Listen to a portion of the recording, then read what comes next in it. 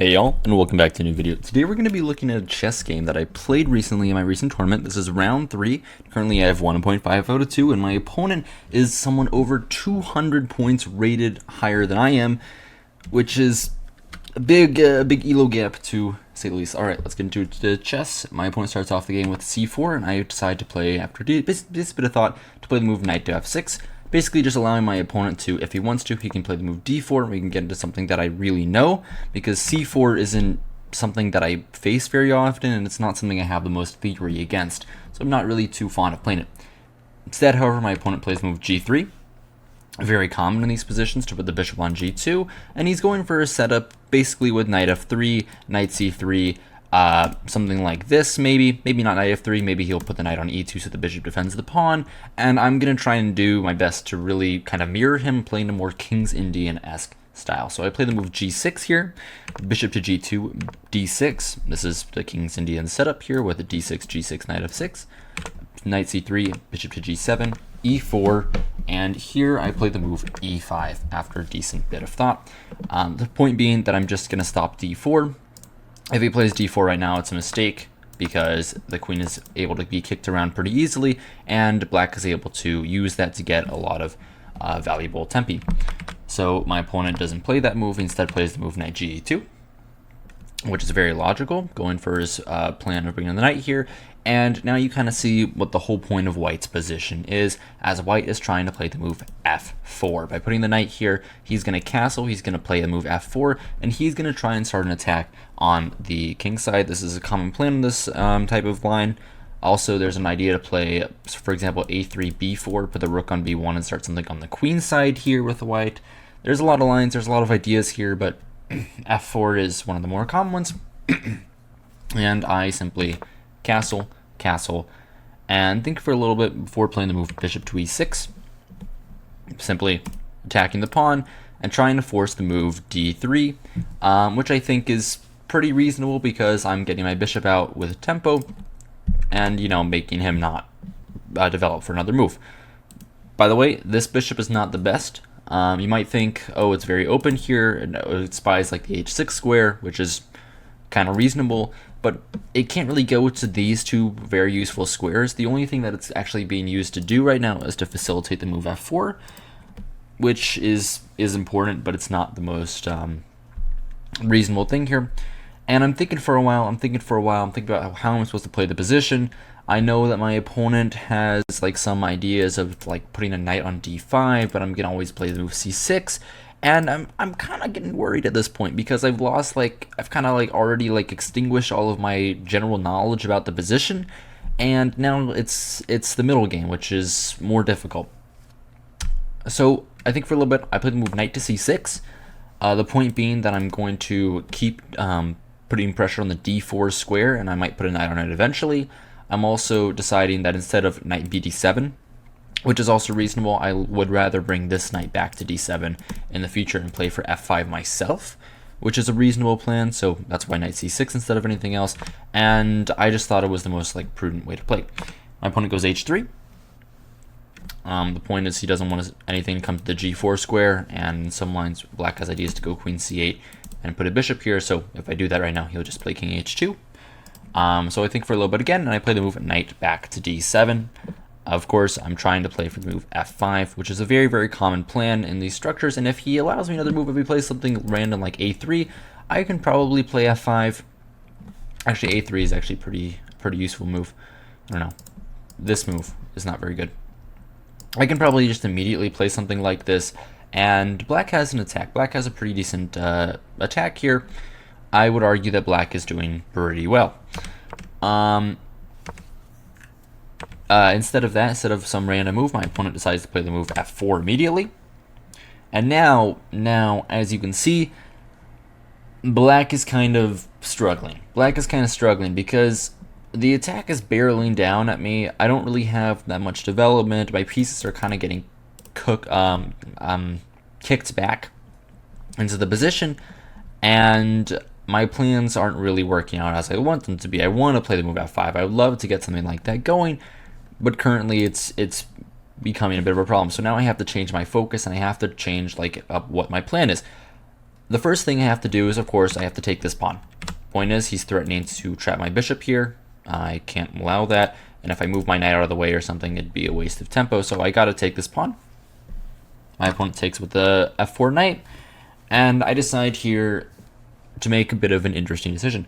Of course, normally, the bishop is better than the knight, but in this case, I can't move my bishop. Technically, I can't move my bishop. And I realized that, okay, my opponent's last move just gave me the square on d4. Now I control it with 2 pieces. What's the best piece to put on that square? Knight d4. And the point is that I'm giving up the bishop, but he can't really take this. If he takes this, it's actually a bad move because I simply play the move f takes e6. My rook is opened up. This knight can never go here. My pieces are much more active than his. If he ever plays this move, which you might say, well, that's kind of interesting. First I have rook takes f1 check immediately, and that's actually an improvement. But for example, even knight takes e5, bishop takes b7, rook b8, bishop g2. This position is great because I have a ton more development than my opponent. This knight isn't really that good. This bishop isn't really doing much of anything, and this rook is actually doing nothing. So black should just be considerably better. Also, the queen is almost completely dominated in this position. So I was able to evaluate that position correctly, but of course, my opponent, being actually good at the game, decides not to do that. He instead plays the move rook to b1 after like a couple minutes of thought, and this is kind of when my opponent stops being in his prep, in his theory, which is nice. Like 10 moves of theory is decent amount of prep. Don't want to deal with that. But yeah, rook b1, and the point of this move is pretty obvious. He's trying to get off the diagonal of my bishop, obviously, and he might want to play this move b4 in some lines. b4 is a very common idea in these positions with white because what white wants to do mostly is attack on one side of the board, either the king side or the queen side, by pushing their pawns like this.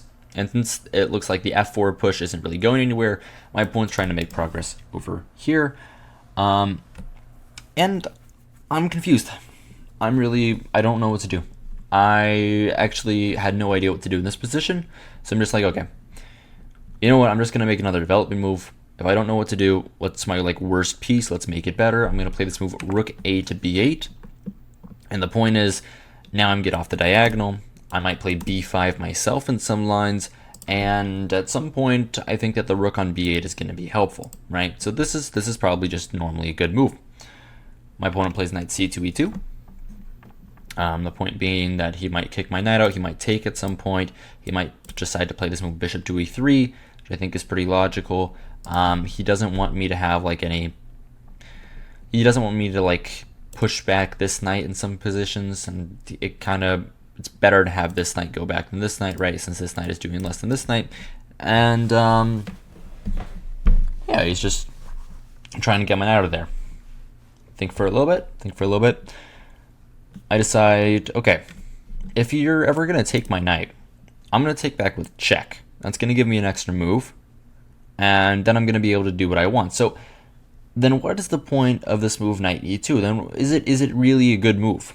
Is this really what my opponent wants in the position? And I was like, I don't really think so. Because if we trade that, I'm going to play a move like c5. You're never going to get here because I'm just going to trade, and your bishop is going to be blunted for the rest of the game. And I don't really get it. I still got the outpost square, so what if I don't have a knight on it? I can always bring a knight here, here, here.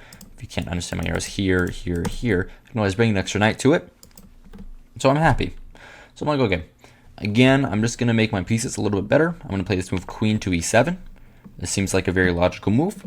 My opponent still can't take here because of f takes e6, right? He still can't do that.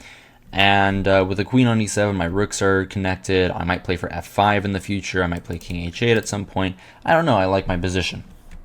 My opponent thinks for a little bit. Oh, by the way, another idea of queen e7 was I'm lining up this knight with my queen. So it might be an interest of me to go with some f5, which I thought was okay. My opponent decides to play the move king h2. Mostly because there's some tactics on this knight. If he gets the knight hit with check, then it could be actually a real problem for him. So he decides to go king h2. He's also just getting his king out of the way. It's probably a pretty reasonable move.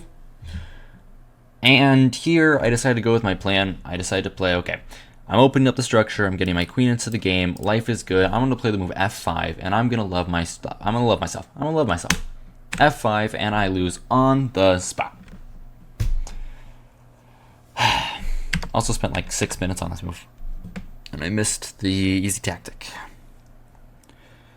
So f5, what it does, from like a reasonable standpoint, the reason why I played the move at all is because I just want to open up the position. I just want to go after this knight. I think this is good to start an attack on my opponent's king. It's pretty obvious. You want to do this in these positions, right? Here, however, it doesn't work. And I realized pretty much as soon as my opponent played his next move that I am an idiot and I should not be allowed to play chess anymore. My opponent takes on d4. And as you can see, you can start to see what's coming. Bishop takes d4, knight takes e6, queen takes e6, e takes f5, rook takes f5. Well, in this position, this is the threat. Bishop d5, gonna win the queen. Yeah, it's a problem. Should I have seen that all the way back here? Yeah, probably. This isn't the hardest thing in the world for someone at my level with 6 minutes on the clock, but in reality, I'm an idiot. In reality, that's all that in reality it is. In reality, I'm just really, really stupid. I shouldn't play this game. But the game goes on, and I have to keep playing chess. E takes f5. I decide, okay, what I can do here, I can play queen to f6. I can get out of the diagonal. I can go king to h8. He takes, I take, I'm down a pawn. The position's pretty bad. I don't really like myself. It's a line. It's like a thing I can do. Or, oh my god, my throat is like killing me. Or what I can do is what I decide to do. I'm going to take on f5 with the rook. Opponent's going to come here. And I realize that by doing this, the position isn't that bad. I have to sack the rook. If I don't sack the rook, I'm going to lose my queen. I have to sacrifice my rook. And I realize here that my position's not doing that bad, because I have 1 point of material compensation, first of all. Second of all, my play is actually pretty easy. I'm going to play knight e5. I have an attack on this pawn, so my opponent has to deal with that first. And then this pawn, d3, is going to be a huge weakness. My bishop has a great square. These pawns are actually like in like a perfect formation. Like I'm going to play c5. I'm going to bring my rook to the e file. And actually, my opponent has some king problems. Look at this. Look at these diagonals. Look at these diagonals. Look at that. And I'm not too sad. My position's not doing that bad at all. And my opponent here spent like 10, 15 minutes or something trying to figure out like the best way to fix the structure. I would do the same thing. This is a very tricky position. And he ends up playing this move b3 after a long think. He's just saying, okay, I'm just stopping you from getting this pawn. Life is good. I'm up in exchange. And I think I'm going to win the game. That's what he's arguing. Well, my move is easy. Knight to e5. I'm attacking this pawn. I'm actually threatening it outright, because if takes, queen takes, I have bishop to g1 check, opening an attack on the queen, and I would be winning the game. So I'm just threatening it outright, and there's no way for my opponent to like save the pawn. Like, for example, if he, I don't even know, what could he do? Like, I actually have no idea. What I was expecting here is him to play the bishop to b2 and force me to like take, and I don't have to take with the queen in this line. And I wasn't sure that a queen trade is what I want in this position, because my queen is actually pretty decent at like creating counterplay, and I really like that for myself. But instead of that, he played the move bishop to f4, which didn't really make a lot of sense. By the way, the top engine line here, he's got to play bishop h6, which is actually kind of insane. He's just taking away squares from my king. There's like mate threats at some point. It's terrifying. I mean, I wouldn't like, I would like hate this position if I got in there with the black pieces. Yeah, if he did that, he would be like almost winning probably. But he plays bishop to f4, and I don't think too long. I just simply play the move knight takes d3. Okay, I guess I spent 10 minutes on this move, but I play the move knight takes d3. The point is that I'm targeting the bishop in some lines, and I'm winning a pawn, right? You still can't take due to this check, and this position is pretty easily winning for the black pieces. So after knight takes d3, my opponent didn't fall for it. I didn't think he would, and instead plays this interesting move, queen to f3, which is not really what I was thinking that he would play. In reality, I don't really know what I was thinking that he was gonna play. I was a little bit confused, like a little bit like disjointed by like this whole plan of bishop to f4, queen f3, all this mumbo jumbo. But as you can see from the eval bar, black is technically very slightly better in this position, and my opponent has lost all of his advantage, which is very cool. But then again, I'm not that good at chess, and instead of figuring out the right way to play this position, I do something dumb, which is typical. I think, okay, I kind of want the queens on the board, because with the queens on the board, I'm able to make counterplay, and if I can make counterplay, then I'm going to be doing quite well. I calculated a couple of things. I calculated queen takes f3, rook takes f3, knight takes here, rook takes here, bishop here, rook to f8, and I thought that my opponent would be able to bring the other rook, cut off my king, and I would be a little bit unhappy, because after I trade one set of rooks, my king is cut off. See, his rook would be completely controlling this line. If we can go down the line here, queen takes f3, rook takes f3, bishop f4, rook f4, bishop e5, something like this, rook f8, rook bf1, rook f3, rook f3. I thought that my king would be cut off, and I would not be having a good time in this position. So I decided not to trade the queens, and I decided, okay, what I'm going to do, I'm going to be a little bit better at chess. I'm going to be taking the bishop on f4, defending my queen. My opponent has to recapture with the queen. If you recapture like this, you're probably a lobotomite, and you should not be playing this game because you're separating your pawns. I'm going to play a move like queen here probably. And if anyone's like playing for a win, it's black, because these pawns are so weak. You just lost your only open file, so I'm actually quite happy. So we have to take back with the queen. And actually in this position, black is doing fine technically, but white is the only one playing. I played bishop to e5 because this was my idea. My opponent goes queen to f2, targeting the pawn on a7. And for some reason, I played the move b6, which is just a little bit bad. What I should have done, I should have played this move c5 pretty quickly. And the reason why I didn't play c5, I don't actually know. I don't actually know why I didn't play this move. I guess I might have been scared of something like b4 and like not happy with this, and like c takes b4, he has this move.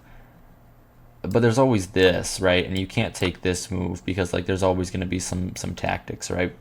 Like actually computer just says white is much better here. One of the moves is bishop d4. Queen takes d4, rook e2, and he's like almost getting mated here. It's kind of funny. Rook f2, queen d4, here. And this is the end game where black is just going to be up a pawn. I would have never seen that in a million years, but I don't know. Maybe I should have played c5. Maybe I should have seen all that. You can debate. It doesn't really matter. b6 on the board. It's still equal. It's still 0-0-0, and I'm still trying to survive into a draw. Rook b to d1. I put the queen back on e6, trying to hunker down my position, not allow his battery to come in. My opponent goes rook d3, and now you can kind of see the idea. My opponent's trying to make a triple stack on this diagonal, trying to come down to the f file, and I'm terrified. I am genuinely scared out of my wits, because what is this? Like, he just like made counterplay out of nothing. Like, I was fine. I was completely fine. I was defending. My position was great. I was going to make it a draw. It was going to be fine. I was going to be happy with myself. And now he plays rook d3, rook f3, and it's like almost over. And now I have to take a long think about how I'm supposed to defend this position. And I actually find the best way to do so. I play this move after like 10 minutes of thought. I play this move rook to e8. And as you can see by the arrows, this is like the point. I'm going to make 7th rank defense. That's what I'm going to do. When he's going to go rook to f3, which he does, I put my rook on e7. And now I'm giving him the 8th rank, but I'm arguing that I'm going to be fine in this position because I'm going to be able to save my king. I'm going to trade off like some pieces, and I'm going to hold the endgame. I'm just going to like stubbornly defend this endgame. Why rook e8? Why rook e8? Why not like something else? Why not like rook d8, for example? This is fine. But after rook f3, I still have to have this idea of rook d7. I have to put my thing on the 7th rank. If I go like here, now my opponent starts an attack, and I realized this. I thought my opponent could do something like this, play like h4, h5, h6, and I just slowly get completely suffocated in this position. And this is why we have to go with 7th rank defense. Give him the 8th rank. Here he threatens a checkmate, queen to f8, and I spent like 15 minutes in this position again, trying to figure out, probably not 15 minutes, more like 10 minutes, trying to figure out what is the best way to defend. Either do I play bishop to f6, or do I play rook to f7? And this actually made me have to think for a while. In fact, neither of those moves are correct. I have to play h5, and black is fine. The threat here, like if I play anything, queen to f8 is checkmate. Basically, if I don't play h5, I lose. But I didn't know that during the game. And instead, after a long think, I played the move that I wanted to play. I played rook to f7. And unfortunately for me, this loses. This loses. Not on the spot, but eventually this position is lost for black. The reason why I had to calculate so much, I had to calculate a lot here. The point was, I'm losing this pawn anyway. Like, I can't defend it at all. There's no way for me to defend it. So I have to do something immediate. I have to try to stop him. And I thought that the best way to hold this position, down 1 point of material, was to play this move rook f7. And the point is, here, he would trade the queen, trade the rook, king takes, he would take the pawn. I would play this move d5.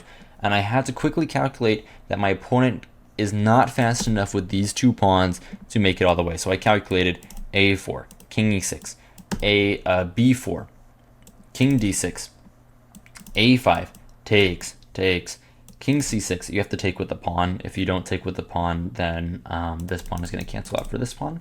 So he has to go like this, king c6, and my opponent is unable to keep pushing. And if he goes with rook to a6, I simply go here, I pick up the pawn, and life is good. Unfortunately, that is wrong. That's wrong, because in this position, takes, rook a7, d5, defending the pawn on c7, a4, king e6. My opponent doesn't play b4. My opponent here has to realize that black has a lot of counterplay with a pawn on d4, with his pawn on d5, and has to bring the king. He has to play the move king g2 right now. Otherwise black is actually able to draw this position easily.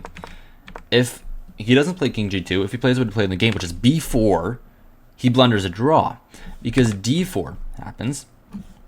And now, and I found this like here. I realized that I have this idea of d4.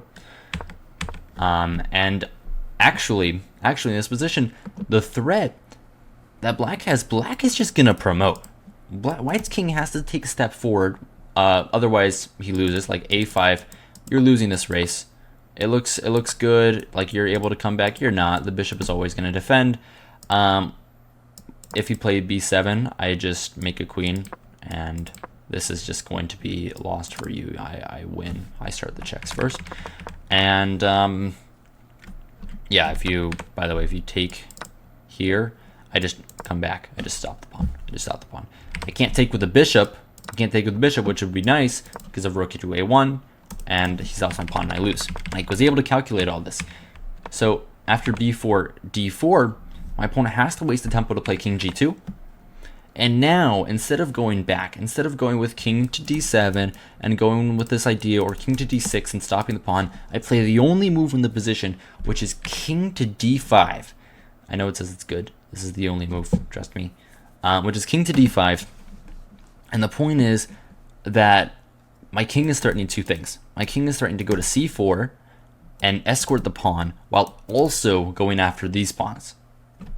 So black is actually the one going for the advantage here. My opponent goes king to f3 after some thought. I think for a little bit. I play king to c4. I realize my opponent is getting lower and lower on the clock, and I'm trying to like hide my nerves because I'm like, oh man, I could win this game. I could win this game. That'd be really cool. Be it 1900 when I'm like down on move 15, down exchange on move 15. That'd be awesome. So I'm going for this idea. King to c4. My opponent plays a5, trying to safeguard his pawns. If I take this pawn, I lose because of a6. You might think this is all right. My opponent can simply go rook takes c7, and I cannot capture because of a7, and I will lose the game. So I can't do that. After a5, I have to take on a5, only move. My opponent takes back with the rook. My opponent spent a lot of time on this. As you can see, he's down to 1 minute on the clock versus 12 minutes, which is not that much time. And I play bishop to d6. And actually, black is very, very close to a win here. My opponent has to be very, very careful if he's going to like survive, because my idea is simply go up, make a queen, right? My opponent ends up playing b5, and here I make a mistake. Here I make one little mistake. Might not look like a mistake, might look completely fine to you. It's completely fine in engine 2. I play king to b4, and my winning chances are completely gone because my opponent can go rook to a2, stop my pawn. After this, I evaluate this position as good for black because I get two passers, right? Like I'm going to play this move c5 at some point. I'm going to get these two passed pawns. And I'm like, oh, that's got to be enough. That's just got to be enough. There's like no way that I'm not able to like make some problems here. c5, I'm going to be doing good. But then I realized, by the way, he has 43 seconds at this point. He played that last move with 6 seconds on the clock, which is kind of cool. But then I realized, actually, I'm an idiot because in this position, my opponent is just going to take.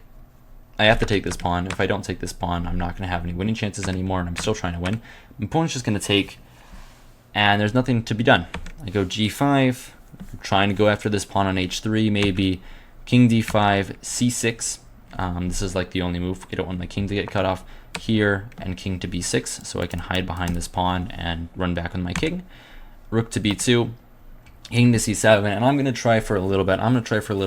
But this is just going to be a draw. Unfortunately, my opponent goes king to c5. I go bishop d6 check. I repeat once. Actually, no, I don't repeat at all. I play h5. And my goal, as you can see, I'm trying to play this move g4. I'm trying to play bishop g3 and take the pawn on h4. But it never works.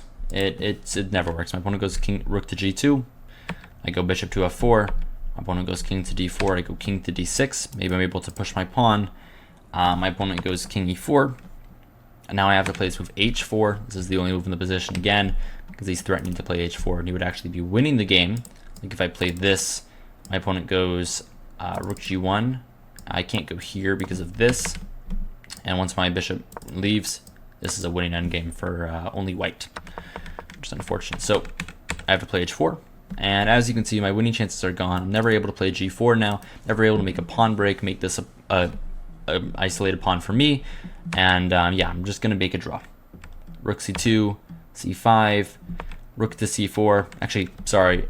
Yeah, rook to c4, king c6. We repeat. We go king to b5, king d5. Actually, in this position, the DGT board turned off. DGT board just stopped working, so you aren't going to see timestamps for the rest of the game. But the rest of the game is pretty short anyway. King to b5, king to d5. I play bishop to e3 to defend my pawn. Rook to b2 check, king to a4. My opponent goes king to c4.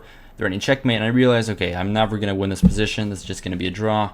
All right, let's just make a draw. So I play king to a3, and I lose. And yeah, that's the end of the game. Anyway, hope you guys enjoyed. Hope you guys found this entertaining, instructive, all of the above. If you did, remember to like, subscribe, to all the YouTubers tell you to. And yeah, that's it. Good evening and good night.